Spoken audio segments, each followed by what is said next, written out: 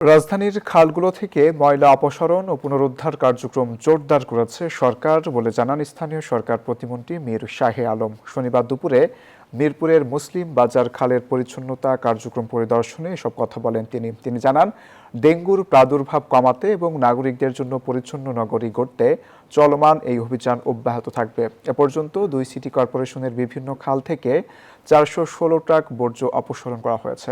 শুধু ময়লা অপসারণ নয়, রাজধানীর খালগুলোকে স্থায়ীভাবে রক্ষার উদ্যোগও নেওয়া হয়েছে বলে জানিয়েছেন তিনি। আমরা 2টি কমিটি করে দিয়েছি।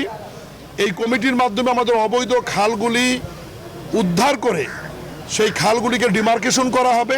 খালের উপরে বা মধ্যে যদি ময়লা আবর্জনা ফেলে আমাদের নির্দেশনা দেওয়া আছে, সিটি কর্পোরেশনের এক্সিকিউটিভ ম্যাজিস্ট্রেট সাহেব আসবেন এবং বিধি মোতাবেক তাদের জরিমানা করা হবে। ময়লা অপসারণ, খাল বিল পুনরুদ্ধার, ডিমার্কেশন, লাইনিং, পরিষ্কার পরিচ্ছন্নতা কার্যক্রম আমাদের একদিনের জন্য বন্ধ হবে না এবং এটার জন্য যে পরিমাণ অর্থ প্রয়োজন সিটি কর্পোরেশন আমাদের মন্ত্রণালয় থেকে দেওয়া হবে।